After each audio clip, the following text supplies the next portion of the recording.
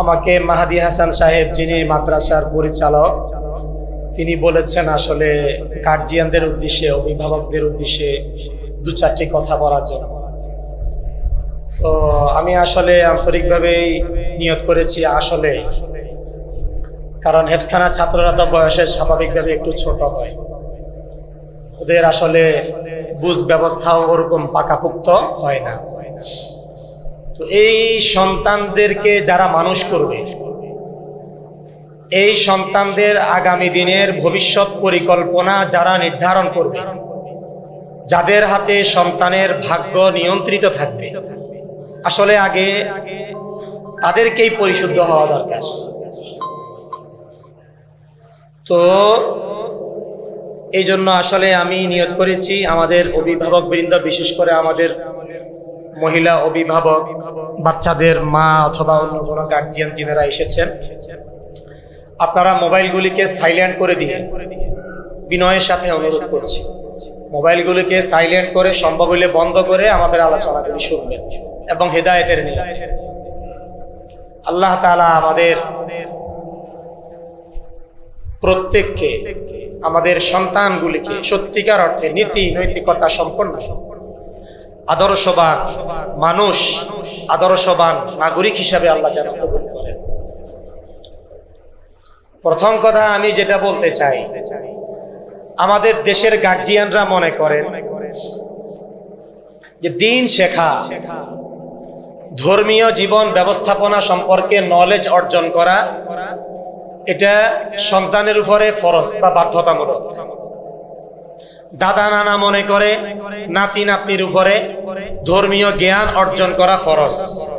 মামা মামি, চাচা চাচি, খালা খালু, ফুফা ফুফি, পাড়া প্রতিবেশী, এক কথায় সব শ্রেণীর, সব পরিবারের গার্জিয়ানরা মনে করে থাকেন যে আমার বাচ্চার উপরে, আমার সন্তানের উপরে ধর্মের বিধিবিধান, ধর্মের জ্ঞান, ধর্মীয় ব্যবস্থাপনা মূলক জ্ঞান অর্জন করা সন্তানের উপরে ফরজ, বাধ্যতামূলক, আমার উপরে না।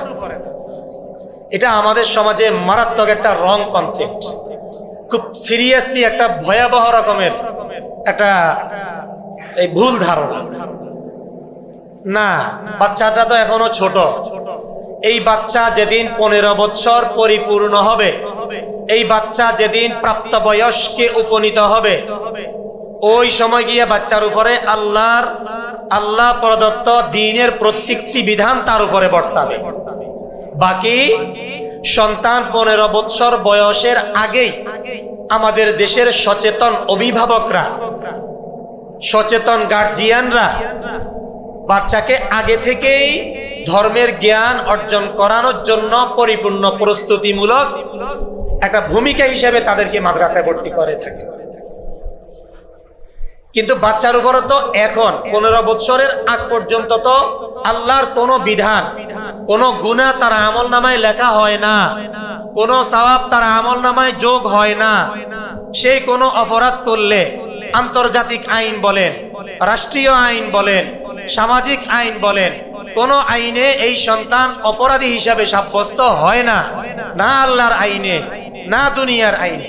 কিন্তু এরপরেও এই বাচ্চাকে, এই সন্তানকে 15 বছরের আগেই কিন্তু ট্রেনিং এর মাধ্যমে, একটা 15 বছর বয়স হয়ে গেলে সাথে সাথে যেন সে ধর্মের বিধিবিধান, আল্লাহর বিধিনিষেধ যেন পালন করতে পারে, এই জন্য তাকে আমরা প্রশিক্ষণ দিচ্ছি, প্র্যাকটিস করাচ্ছি, মাদ্রাসাতে ভর্তি করিয়ে। আমার প্রশ্ন হচ্ছে, আমাদের সম্মানিত গার্জিয়ান, সম্মানিত অভিভাবক যিনারা আছেন, ওনারা কি আসলে দ্বীন সম্পর্কে জানেন? ওনারা কি আল্লাহর শরিয়া সম্পর্কে নলেজ রাখেন? ঈমানের যে 77টা শাখা আছে, আমরা মনে করি দ্বীন মানে নামাজ, দ্বীন মানে রোজা, দ্বীন মানে হজ, দ্বীন মানে যাকাত, দ্বীন মানে হালাল খাওয়া, দ্বীন মানে বৈধ পন্থায়, লিগ্যাল পন্থায় চাকরি করা, দ্বীন মানে পর্দা করা। না না না না না, নামাজ এটা দিন নয়, দিনের একটি অংশ। রোজা মাহে রমজানের রমজান মাসে 30টা রোজা ধারাবাহিকভাবে রাখা, এটা পূর্ণাঙ্গ দিন নয়, দিনের একটি কি শাখা। হজ করা এটা পরিপূর্ণ দিন নয়, দিনের একটি শাখা। একজন মুসলিম পরিবারের সন্তান, মেয়ে সন্তান যখন প্রাপ্তবয়স্ক হয়, সে যখন ম্যাচুরিড হয়, সে যখন প্রাপ্তবয়স্কে উপনীত হয়, সাবালিকা হয়, তখন তার উপরে আল্লাহর বাধ্যতামূলক বিধান হচ্ছে সে শালীন পোশাকের মাধ্যমে শরীয়ত নির্দেশিত পন্থায় পর্দা প্রথা পালন করবে। এটা পরিপূর্ণ দিন নয়, দিনের একটি অংশ। কিন্তু আমরা মনে করেছি কি নামাজ মানে দিন, নামাজ পড়লে আমি দিনদার। এবার আমার ইনকামটা কি? আমি নামাজ পড়ছি আলহামদুলিল্লাহ, 5 ওয়াক্ত নামাজ, আমি গার্জিয়ান, আমি মা, আমি ফুফু, আমি মামি, আমি চাচা, আমি জ্যাঠা, আমি আঙ্কেল, আমি পিতা, আমি বড় ভাই, আমি সংসারের গার্জিয়ান। ওকে, আমি নামাজ পড়ছি, আমি কি খবর নিয়েছি আমার পকেটে যে টাকাটা ঢুকছে? স্ত্রী হিসাবে কি আমি খবর নিচ্ছি আমার স্বামীর পকেটে যে টাকাটা ঢুকছে ওটা কি ইলিগেল মেথড না লিগেল মেথড? কোন পন্থায় টাকাটা ঢুকছে? হালাল পন্থায় না হারাম পন্থায়? আরেকজনের মাথা ফুড়াইয়া, আরেকজনেরকে ঠগাইয়া, আরেকজনের খাদ্যের মধ্যে ভেজাল দিয়া, আরেকজনের জমি সাপ কবলার জাল কবলা করে, আরেকজনকে সাথে প্রতারণা করে, মিথ্যা কথা বলে, ঘুষের টাকা আমার স্বামী পকেটে ঢুকাচ্ছে। একজন মা এই কথা কি কখনো ভেবে দেখেছি? আমরা কি ভেবে দেখি আমার সন্তান যে পকেটে টাকা ইনকাম করছে সে কি বৈধ পন্থায় টাকা ইনকাম করছে না অবৈধ পন্থায়? কি বলেন? আমরা যদি এই প্রশ্ন আপনাদের কাছে রাখি, উত্তর কি আসবে? না। আমি প্রায় অনেক মুসল্লি, বিশেষ করে শুক্রবারে জুমার নামাজের পরে সরকারি বড় বড় অফিসাররা আসেন আমাদের সাথে বিভিন্ন বিষয় পরামর্শ করার জন্য, পারিবারিক বিষয়, ফ্যামিলি পার্সোনাল লাইফের অনেক বিষয়, এই সেই। তো ওনারা মনে করেন কি হুজুর আমার মেয়েটা খুব নামাজ পড়ে, আমার ছেলে নামাজ পড়ে। তা আমি প্রশ্ন করলাম আপনার মেয়েকে আল্লাহর প্রত্যেকটা বিধান কি পালন করার জন্য মানসিকভাবে প্রস্তুত? নামাজ তো দিনের একটা শাখা। আচ্ছা আপনারা বলেন তো, যারা গার্জিয়ান আছেন, মাথার নাম কি মানুষ? মাথা, হাত, পা, কান, লিভার, হার্ট, কলিজা, ফুসফুস, এক কথায় 3.5 হাত বডির মধ্যে যতগুলি হার্ডওয়ার, যতগুলি অঙ্গ প্রত্যঙ্গ আল্লাহ রাব্বুল আলামিন একটা হিউম্যান বডি মানব দেহের মধ্যে ফিট করেছেন, সবটুকু মিলে কি মানুষ? শুধু হাতের নাম কি নয় মানুষ নয়, শুধু ব্রেনের নাম মানুষ নয়।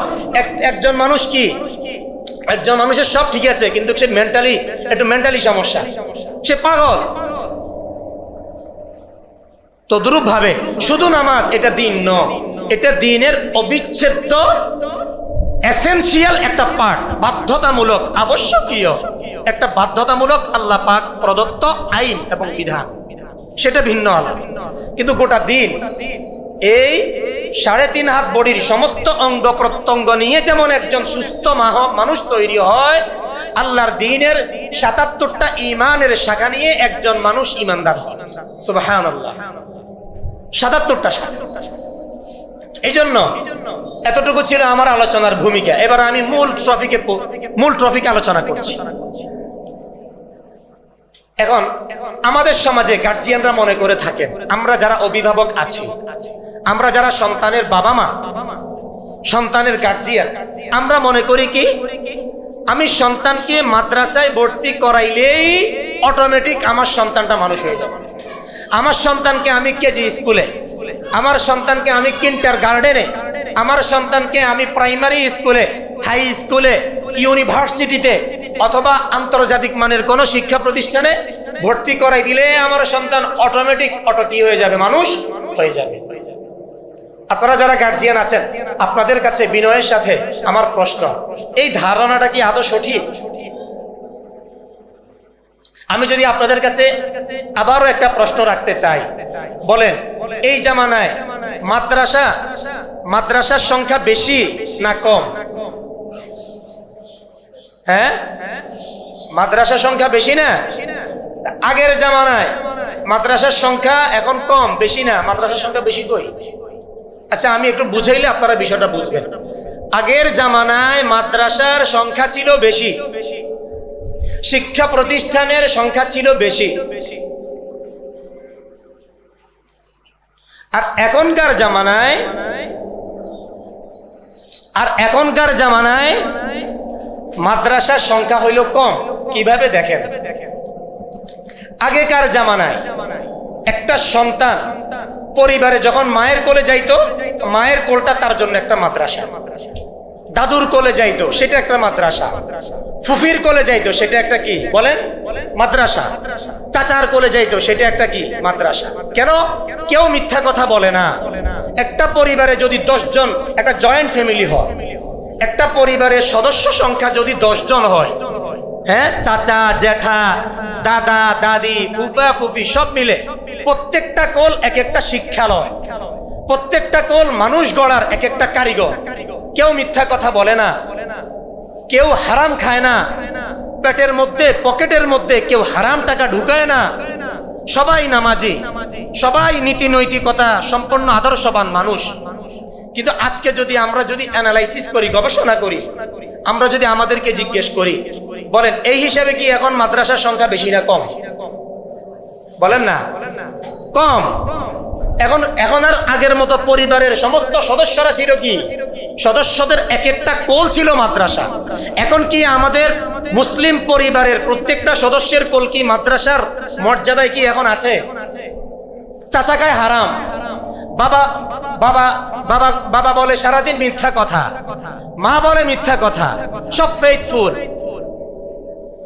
তো সন্তানকে, এই সন্তান আমি বাবা যদি হারাম পয়সা ইনকাম করি, ও ভাই আমার সন্তানের পেটে যখন হারাম পয়সা যাবে, আমার এই সন্তান তো আমার কথা শুনবে না।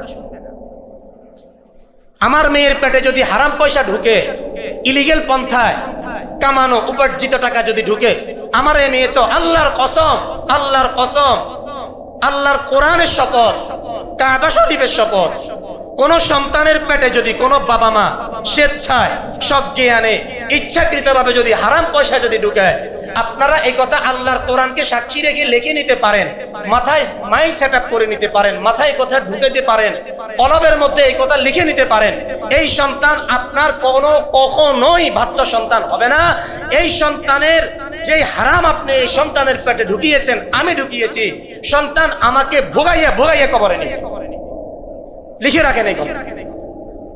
আমাদের কাছে আসে, হুজুর আমার মেয়েটা ভেগে চলে গেছে, বয়স কত? 15 বছর। ঘটনা কি? ওই ঘটনা কারবার তো গোড়ায় সমস্যা। আমার ছেলেটা আরেক মেয়ে ওই উদাউট এলাকা, কি হয়েছে? ওই গোড়াতে সমস্যা। ভাই আমার কথা কি আপনাদের কষ্ট লাগতেছে নাকি? সত্য কথা, এগুলি রিয়েল কথা। আমাদেরকে ধরেছে ক্যান্সারে, আমরা বসে বসে ওষুধ দিতেছি প্যারাসিটামল। সমাজ শুদ্ধ হবে কাকে নিয়ে? আসমান থেকে তো ফেরেশতা আসবে না। আগেকার জামানার, এই জন্য আজকের এই মাদ্রাসার যারা গার্জিয়ান আছেন, আমি শ্রদ্ধা, পরিপূর্ণ শ্রদ্ধা, ভালোবাসা হৃদয়ের সাথে আপনাদেরকে বলছি, আমার পুঁটি মাছ দিয়ে ভাত খাবো, বোয়াল মাছের মাথা খাওয়া দরকার নেই, শাপলা দিয়ে ভাত খাবো, এই কথা সিদ্ধান্ত নেন। আপনার সন্তান মানুষ হবে না মানে 1 কোটি বার আপনার সন্তান মানুষ হবে নাকি? আপনার সন্তান ডাক্তার হবে, আপনার সন্তান প্রফেসর হবে, আপনার সন্তান ইঞ্জিনিয়ার হবে, আপনার সন্তান সমাজকে নীতি নৈতিকতা সম্পন্ন। একটা কথা মনে রাখিয়েন, মানুষ হওয়া সহজ, ডাক্তার হওয়া সহজ, প্রফেসর হওয়া সহজ, নীতি নৈতিকতা সম্পন্ন আদর্শবান মানুষ হওয়া কি কঠিন। আমরা কি চাই আমাদের সন্তানগুলি নীতি নৈতিকতা সম্পন্ন আদর্শবান নাগরিক হোক? যদি এটা আমরা চাই, তাহলে আমাদের এই কাজগুলি করতে হবে। আমি মা বোনদের উদ্দেশ্যে আরেকটা কথা বলতে চাই। সাহাবাই কেরামের জিন্দেগিতে আমরা দেখি, সাহাবাই কেরাম যখন নাকি বাড়ি থেকে বের হতেন, সাহাবাই কেরাম যখন বাড়ি থেকে কোদাল নিয়ে, ওড়া নিয়ে, জীবিকার পেশা হিসেবে জীবন জীবিকা উপার্জনের জন্য বাড়ি থেকে বের হতেন, দরজার পাশে দাঁড়িয়ে সাহাবাই কেরামের সমাজের নারীরা, তাদের মেয়েরা, তাদের কন্যা স্ত্রীরা বলতো, নাসবিরু আলাল জু, নাসবিরু আলাল জু ওয়ালা নাসবিরু আলান নার।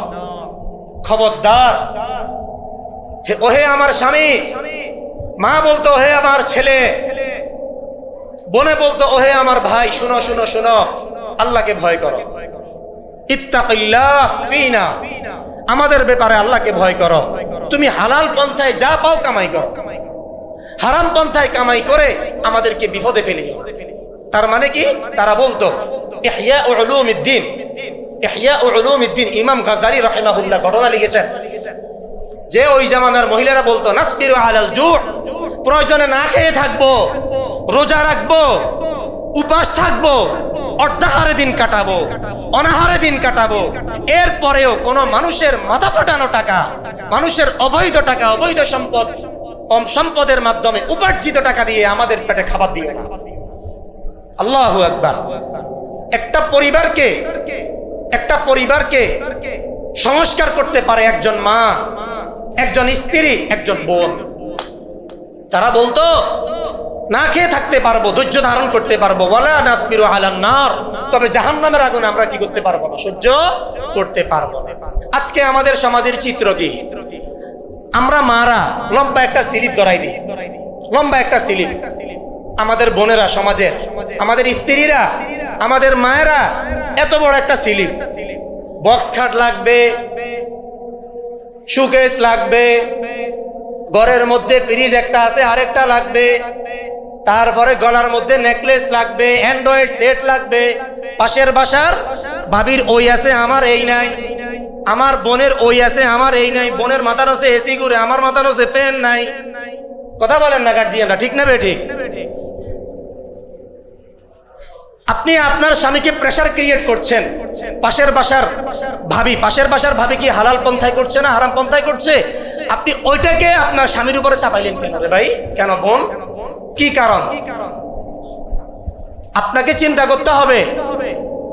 আপনি আপনার স্বামীকে এই কথা স্পষ্ট ঘোষণা দেন, না খেয়ে থাকবো, সাহাবাই কেরামের নারীর মতো। কিন্তু ওহে আমার আদরের স্বামী, আপনি হারাম পন্থায় টাকা কামাই করবেন না। আপনার পকেট আর পেট আপনি হালাল রাখবেন, আপনি পিওর রাখবেন। এই পকেটে আপনি হারাম টাকা ঢুকাইয়েন না, এই পেটে আপনি হারাম খানা ঢুকাবেন না। আমরা প্রয়োজনে অর্ধাহারে থাকবো, প্রয়োজনে রোজা রাখবো। আপনি যে স্বামীর কাছে তার ইচ্ছার, তার অর্থনৈতিক ভাবে তার সামর্থ্য নাই এমন বিষয় তার মাথার উপরে চাপিয়ে দিয়েছেন, ইচ্ছা অনিচ্ছা সে হারাম খাবেই। স্ত্রীর মনোবাসনা, মনের কামনা, মনের চাহিদা পুরা করার জন্য স্বামী আরেকজনের পকেটের টাকা আত্মসাৎ করবেই, আরেকজনের জমি সে দখল করবেই, সে ঘুষ খাবেই।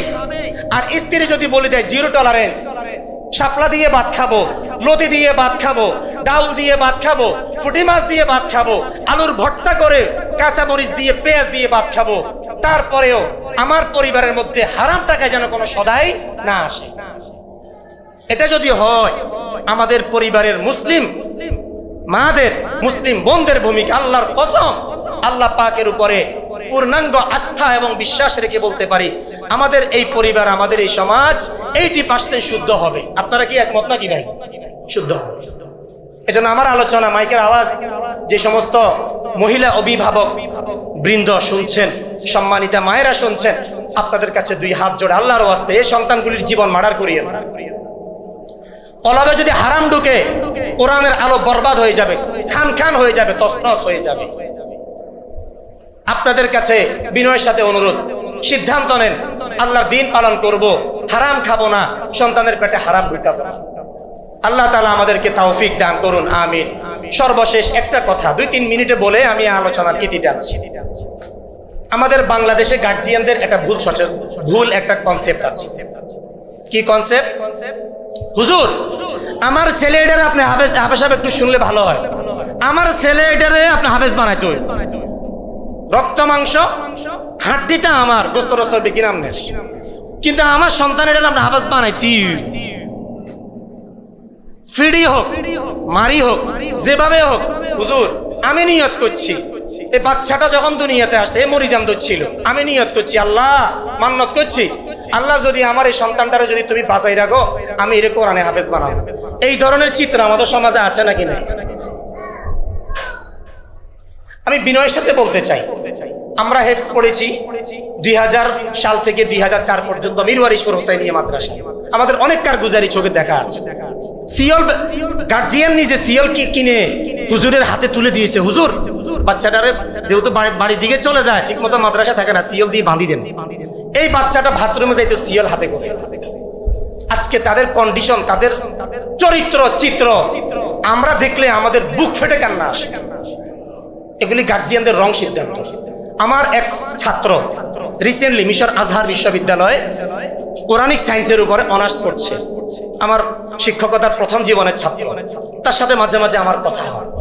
সে আমাকে বলছে, হুজুর, মিশর আজহার বিশ্ববিদ্যালয়ের সিস্টেমটা অনেক সুন্দর, সেখানে 5 পারা হিফজুল কোরআনের একটা বিভাগ আছে। 5 পারা, 10 পারা, 15 পারা, 20 পারা, 25 পারা, 30 পারা, কোনো কিছু পারে না। আয়াতুল আহকামিল কুরআন, কোরআনে যে সমস্ত আয়াতুল আহকামগুলি আছে, সালাত, রোজা, হজ, যাকাত, এই সমস্ত যে সমস্ত আয়াতগুলি আছে, সুবিন্যস্ত আয়াত, এটার উপরে বাজারে কিতাব আছে। কাসাসুল আম্বিয়া, নবীদের ঘটনা সম্বলিত বাজারে কিতাব আছে। তো কর্তৃপক্ষ, যে মাদ্রাসার পরিচালক হাফেজ মাহাদি সাহেব, ওনার কাছেও আমার বিনয়ের সাথে অনুরোধ থাকবে, আপনাদের গার্জিয়ানদের কাছেও থাকবে, সন্তানের মাথা ব্রেনে যদ্দুর কুলায় এদ্দুর পড়ান।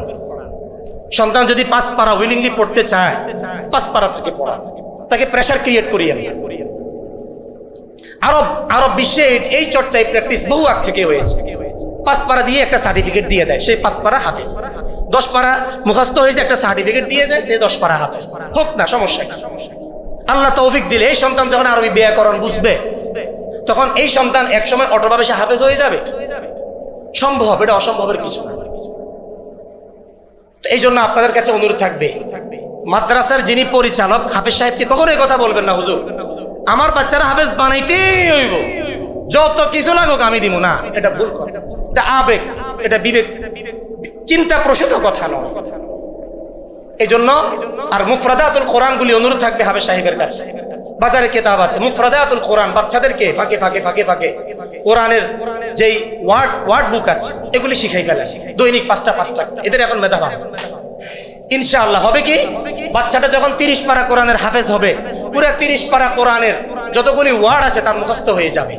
এরপরে যখন সে ব্যাকরণ পড়বে, অটোমেটিক সে কোরআন বুঝবে, অটোমেটিক সে কোরআন নিজে পড়ে, নিজে স্টাডি করে কোরআন গবেষণা করবে। আল্লাহ তাআলা যে কথাগুলি বললাম, বিশেষ করে আমাদের গার্জিয়ানদের উদ্দেশ্যে, আল্লাহ তাআলা আমাদেরকে এই কথাগুলি পুঙ্খানো মানার আমল করার তৌফিক দান করেন। আমি দোয়া করি এই মাদ্রাসার উত্তরোত্তর আল্লাহ উন্নতি এবং বৃদ্ধি দান করুন। এই মাদ্রাসার যে বাচ্চাগুলি পড়ে, এই মাদ্রাসাতে যে সমস্ত গার্জিয়ানদের বাচ্চা পড়ে, আল্লাহ তাআলা সেই গার্জিয়ানদেরকেও কবুল করুন। আদর্শবান একজন মা, আদর্শবান একজন অভিভাবক হিসাবে আল্লাহ কবুল করেন। আসসালামু আলাইকুম ওয়া রাহমাতুল্লাহ।